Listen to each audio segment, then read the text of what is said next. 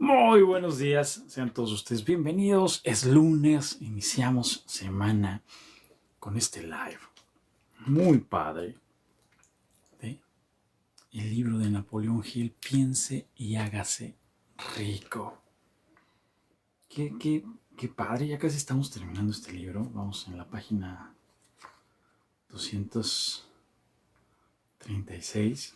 La verdad es que había intentado leerlo antes, pero no lo había terminado o había leído por fragmentos, de repente por ahí en otro club de lectura.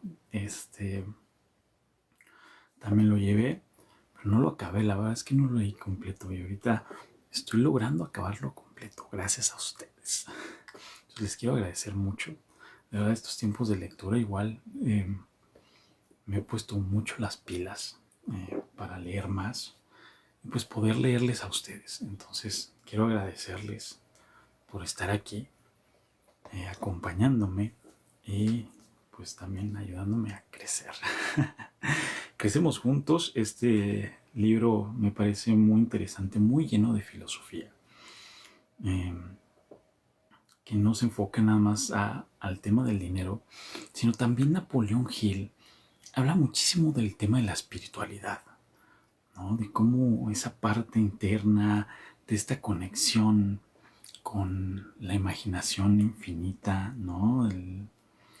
Cómo podemos buscarlo. Entonces, lejos de toda esta parte del dinero, creo yo que tiene mucho que ver con esa conexión que nosotros estamos buscando, con esta parte espiritual que también nos va a llevar a alcanzar todas nuestras metas. Hemos llegado a este capítulo 15, nos está hablando Napoleón Hill sobre los temores.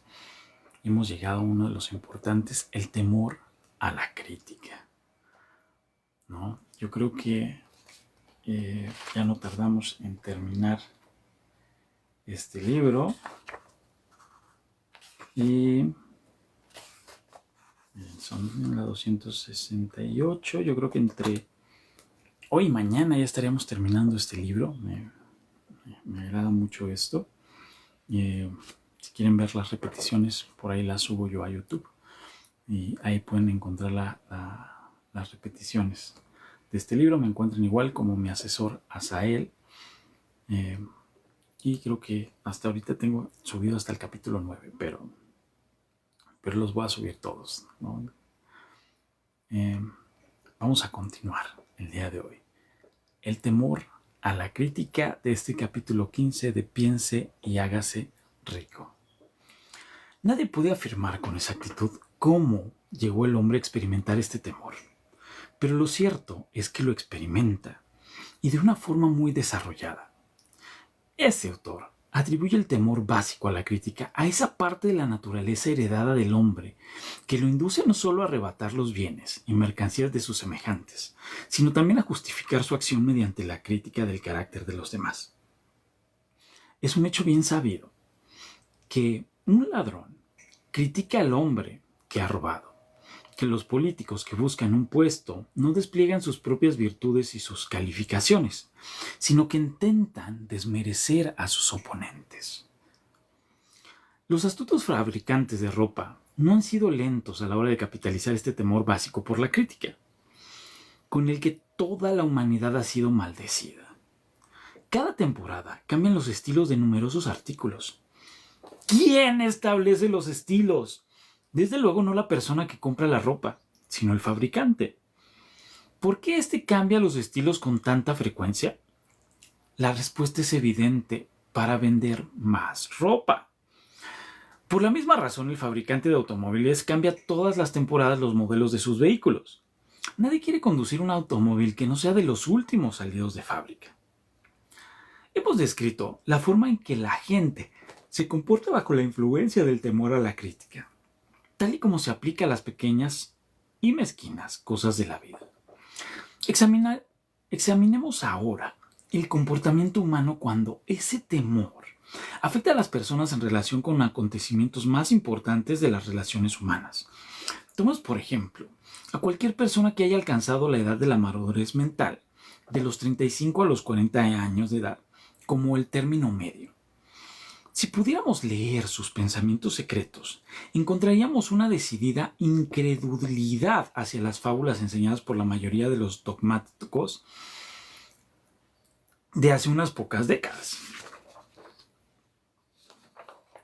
¿Por qué la persona media, incluso en una época de tantos conocimientos como la actual, no se atreve a negar su creencia en las fábulas?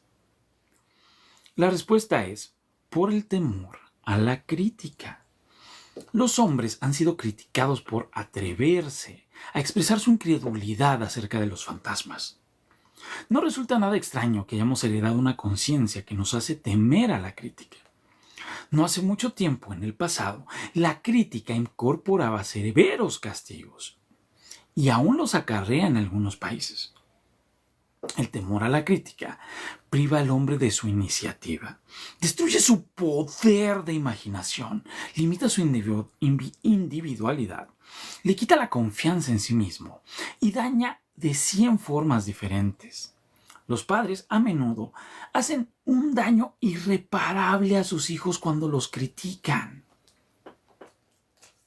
Esto lo sabía, pero lo subrayo de todas maneras.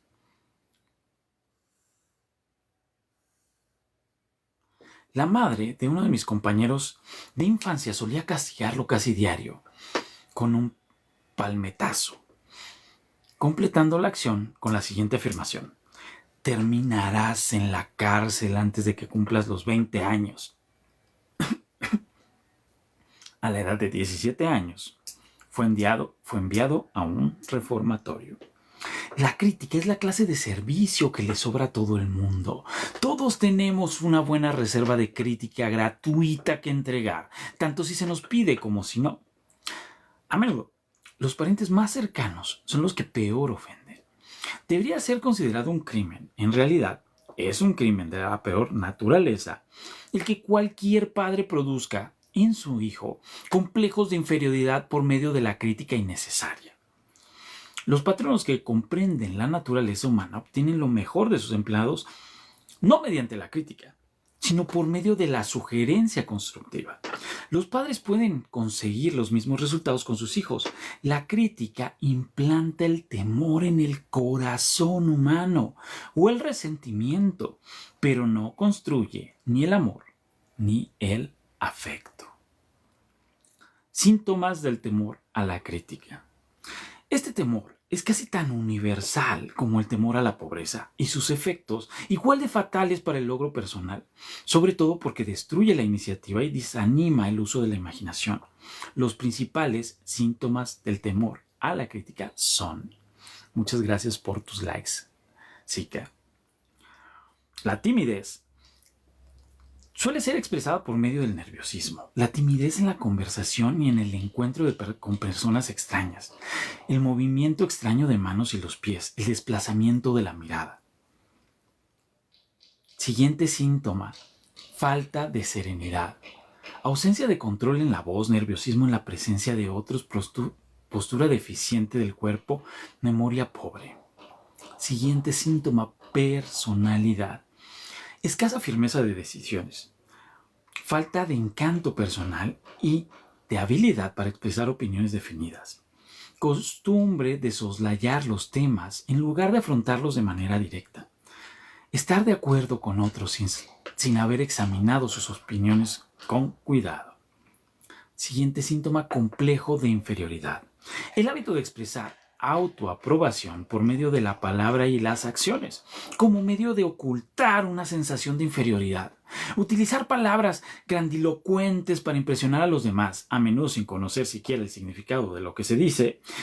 Imitar a otros en la ropa, el discurso y las actitudes, fanfarronear de logros imaginarios. Esto produce a veces una imagen superficial del sentimiento de superioridad.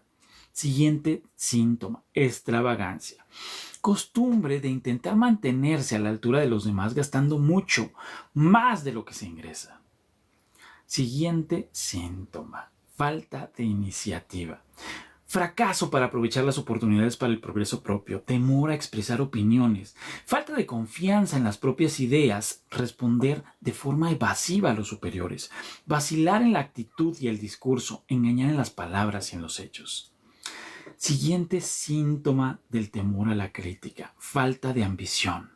Pereza mental y física, falta de autoafirmación, lentitud para tomar decisiones, dejarse influir con excesiva facilidad, criticar a los demás a sus espaldas y halagarlos cuando están delante, aceptar la derrota sin protesta, abandonar una empresa, cuando se encuentra con la oposición de otros, sospechar de otras personas sin causa alguna, falta de tacto en la actitud y el discurso, no estar dispuesto a aceptar la responsabilidad de los propios errores. Siguiente temor. Y aquí en aceptar la responsabilidad de los propios errores, me viene una historia de un tenista que ustedes seguro conocen, Federer, creo, que en un momento iba perdiendo el juego y no se dio cuenta. Bueno, sí se dio cuenta que estaba perdiendo, pero no se dio cuenta que no estaba pegándole bien a la pelota porque su raqueta estaba rota. Entonces, su entrenador se acerca y le dice: oye, ¿ya te diste cuenta que tu raqueta está rota? Y dice: no, porque estoy acostumbrado a que todo sea responsabilidad mía. Entonces, esto es fuerte, la parte de la responsabilidad, hacernos responsables de nuestras acciones y de los resultados que nuestras acciones están dando. Eso es algo muy importante también. Siguiente temor, el temor a la enfermedad. Este temor tiene sus orígenes en la herencia, tanto física como social. Sus orígenes están estrechamente asociados con las causas del temor a la vejez y a la muerte, porque le conduce a uno al borde de mundos terribles, de los que el hombre no sabe nada, pero acerca de los cuales se le ha contado historias inquietantes. También existe la opinión generalizada de que ciertas personas poco éticas se han embarcado en el negocio de vender salud por el método de hacer temer a la enfermedad. El temor del hombre a la enfermedad procede de las terribles imágenes que se han implantado en su mente acerca de lo que puede suceder si la muerte llega. También le teme por la carga económica que puede representar. Un destacado médico estimó que el 75% de los pacientes sufre de hipocondria, que es una enfermedad imaginaria. Se ha demostrado del modo más convincente posible que el temor a la enfermedad, aun cuando no exista la menor causa, suele producir los síntomas físicos de la enfermedad temida. La mente humana es poderosa. Construye o destruye. Los fabricantes de medicamentos han hecho enormes fortunas jugando con esa debilidad del temor a la enfermedad. Esta forma de imposición sobre una humanidad crédula llegó a ser tan predominante hace una década que la revista Collier's emprendió una campaña contra los peores ofensores en el negocio de los medicamentos patentados. A través de una serie de experimentos llevados a cabo hace algunos años, se demostró que la gente puede enfermar por su gestión. Nosotros llevamos a cabo este experimento haciendo que 3 conocidos visitaran a las víctimas, haciéndole a cada una de ellas la siguiente pregunta: ¿qué te aflige? Pareces terriblemente enfermo. El primero en hacer la pregunta no solía provocar en la víctima más que una mueca de disgusto y un casual: «Oh, nada, estoy muy bien».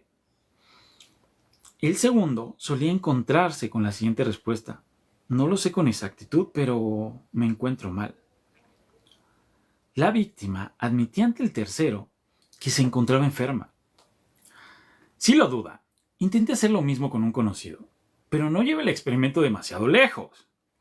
Existe cierta secta religiosa cuyos miembros se vengan de sus enemigos mediante el método de embrujamiento. Dicen que hechizan a la víctima.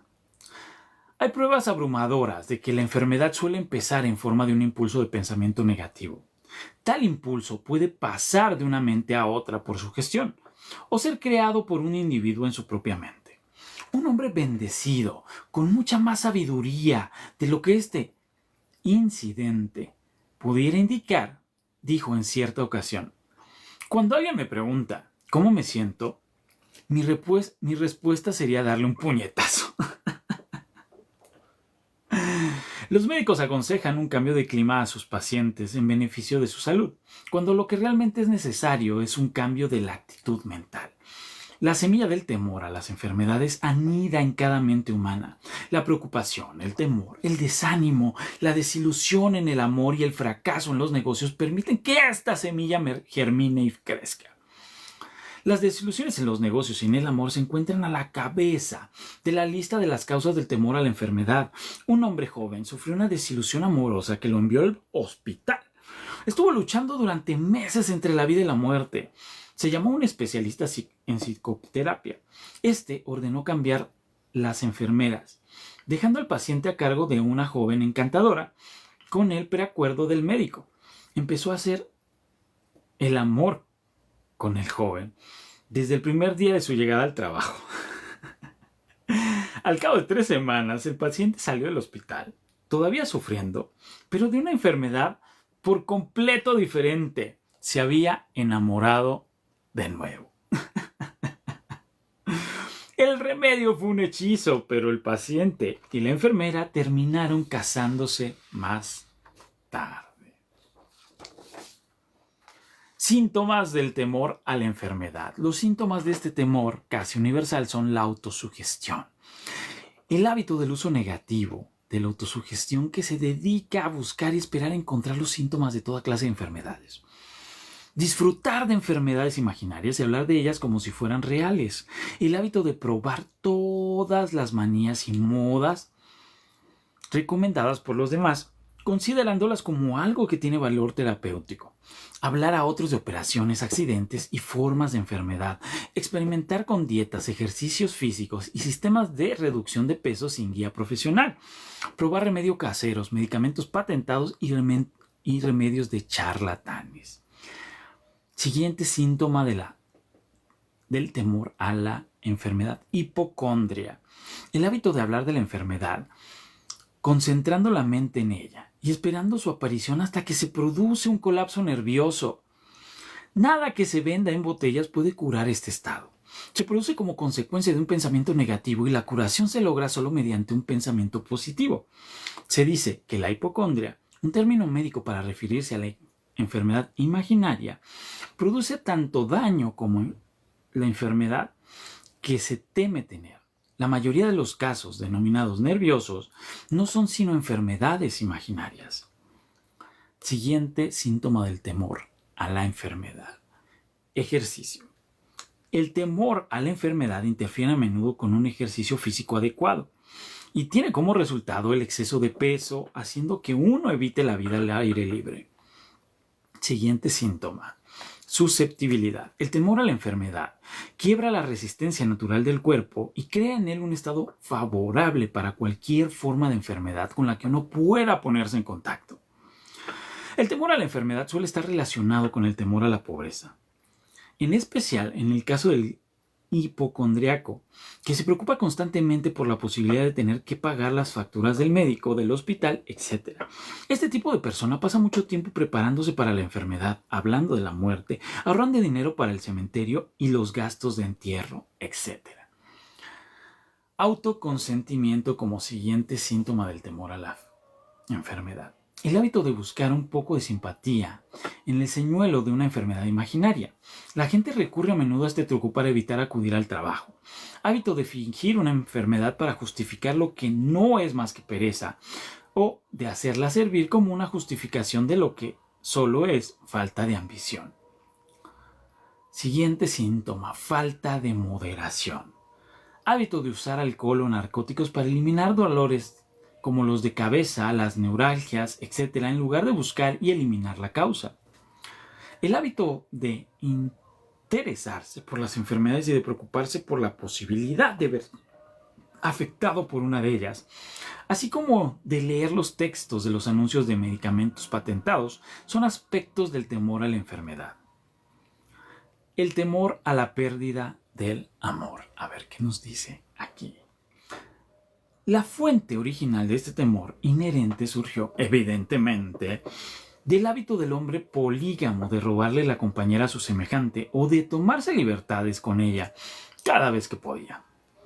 Los celos y otras formas similares de neurosis surgen del temor heredado del hombre a la pérdida del amor de alguien. Este temor es el más doloroso de los 6 temores básicos. Es probable que el temor a la pérdida del amor se remonte a la edad de piedra, cuando los hombres robaban las mujeres por fuerza bruta. Ahora continúan robándolas, pero su técnica ha cambiado. En lugar de la fuerza, utilizan la persuasión, la promesa de vestidos bonitos, autos estupendos y otros señuelos, mucho más efectivos que la fuerza física. Los hábitos del hombre son los mismos que eran en los albores de la civilización, pero ahora los expresa de formas muy diferentes. Un cuidadoso análisis ha demostrado que las mujeres son mucho más susceptibles a este temor que los hombres.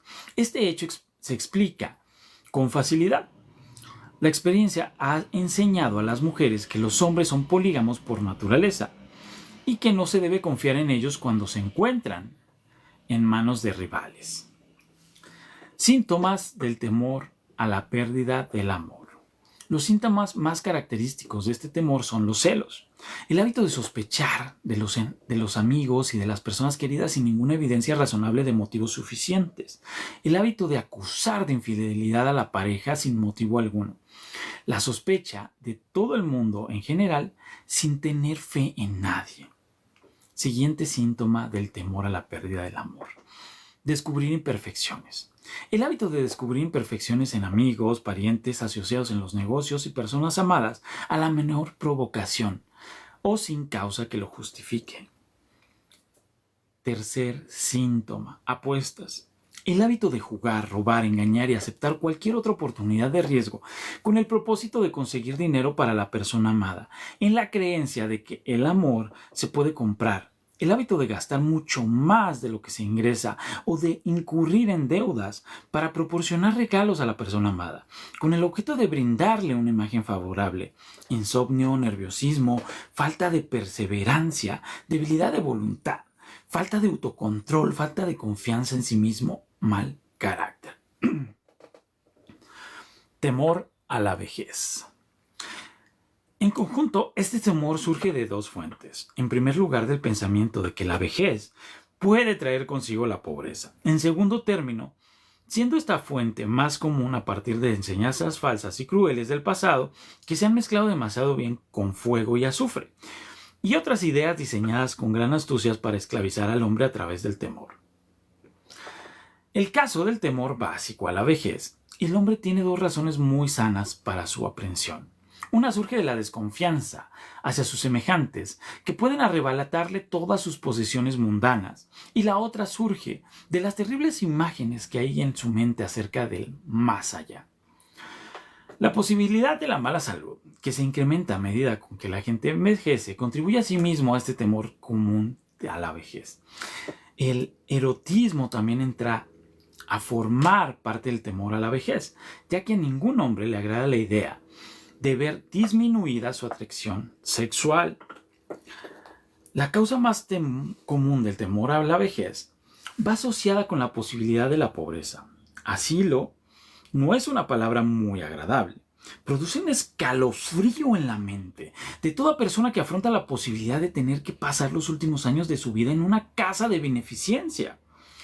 Otra causa que contribuye al temor a la vejez es la posibilidad de perder la libertad y la independencia, ya que la vejez no puede traer consigo la pérdida de la libertad, tanto física como económica. Síntomas del temor a la vejez. Los síntomas más comunes de este temor son la tendencia a reducir la actividad y a desarrollar un complejo de inferioridad en la edad de la madurez mental hacia los 40 años. Con la falsa creencia de que uno se descuida a causa de la edad. La verdad es que los años más útiles del hombre, tanto mental como físico, son los comprendidos entre los 40 y los 60. El hábito de hablar de uno mismo como pidiendo disculpas por ser viejo, solo porque se han alcanzado los 40 o 50 años, en lugar de darle vuelta a esa regla y expresar gratitud por haber alcanzado esa edad de la sabiduría y la comprensión. El hábito de matar la iniciativa, la imaginación y la confianza en sí mismo al creer falsamente que es demasiado viejo para ejercer esas cualidades. La costumbre de la persona de 40 años que se viste con el propósito de intentar parecer más joven y que actúa con las formas afectadas de los jóvenes, inspirando con ello el ridículo tanto en los amigos como en los extraños. Temor a la muerte. Para algunos este es el más cruel de todos los temores básicos. La razón resulta evidente. En la mayoría de los casos es posible achacar al fanatismo religioso los terribles dolores de miedo asociados con el pensamiento de la muerte. Los llamados paganos temen menos a la muerte que los más civilizados. El hombre se ha planteado durante miles de años las mismas preguntas porque no han podido contestar acerca de dónde y hacia dónde, de dónde vengo y a dónde voy. Durante los periodos más oscuros del pasado, los más astutos no fueron precisamente lentos a la hora de ofrecer respuesta a estas preguntas a cambio de un precio. Acude a mi tienda, abraza mi fe, acepta mis dogmas y te daré el pasaje que te admitirá en el cielo cuando mueras, grita un líder sectario. Permanece fuera de mi tienda y puede que el diablo se apodere de ti y te queme por toda la eternidad. El pensamiento del castigo eterno destruye el interés por la vida y hace imposible la felicidad. Aunque el líder religioso no sea capaz de proporcionar un salvoconducto hacia el cielo, ni la falta de él permita al desgraciado descender al infierno, la posibilidad de este último parece tan terrible que el simple pensamiento se apodera de la imaginación de una forma tan realista que paraliza la razón e instala el temor a la muerte en nuestra mente. El temor a la muerte no es ahora tan común como lo fue en la época que no existían las grandes universidades. Los hombres de ciencia han derramado el foco de la verdad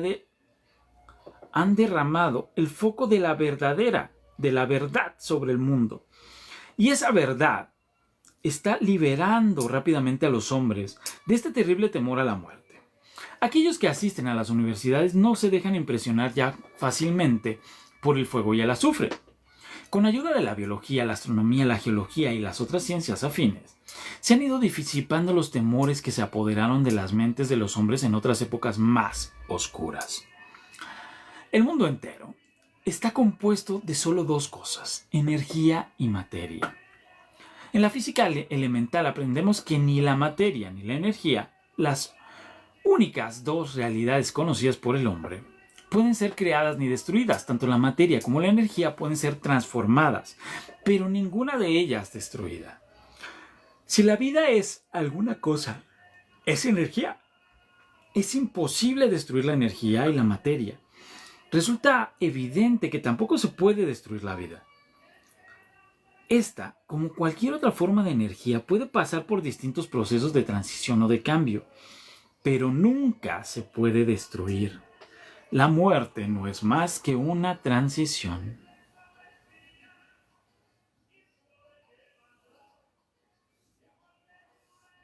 Si la muerte no es simple cambio o una transición, en tal caso, nada existe después de ella, excepto un largo y eterno sueño pacífico, y el sueño no es algo a lo que haya que temer. Así pues, usted puede eliminar para siempre el temor a la muerte. Síntomas del temor a la muerte. Y sus síntomas generales son la costumbre de pensar en la muerte antes que obtener lo máximo de la vida. Ellos se deben en general a la falta de propósito o la falta de una ocupación adecuada. Este temor predomina más entre las personas de edad avanzada, pero a veces las personas más jóvenes son víctimas del mismo. El mayor de todos los remedios contra el temor a la muerte es el ardiente deseo de alcanzar logros, apoyado por la realización de un servicio útil a los demás. Una persona muy ocupada en muy raras ocasiones dispone de tiempo de pensar en la muerte. La vida le parece demasiado excitante como para andar preocupándose por la muerte. A veces el temor a la muerte se halla estrechamente asociado con el temor a la pobreza. Cuando se piensa que la propia muerte puede dejar a los seres queridos en pobreza, En otros casos, el temor a la muerte está causado por la enfermedad y por el consiguiente desmoronamiento de la resistencia física del cuerpo. Las causas más comunes del temor a la muerte son enfermedad, pobreza, falta de ocupación propia, desilusión amorosa, demencia y fanatismo religioso. Y así cerramos nuestro live del día de hoy. Muchas gracias a todos por sus likes, 1300 likes. Mucho amor para ustedes, caray. Gracias, gracias, gracias por haberse estado aquí, haberse quedado aquí. Seguimos con la preocupación del viejo y nos quedan como 20 paginitas. Entonces yo esperaría que ya mañana terminemos este gran libro. Gracias, gracias, gracias. Nos vemos el día de mañana para seguir y pues voy a ir pensando qué libro les voy a traer.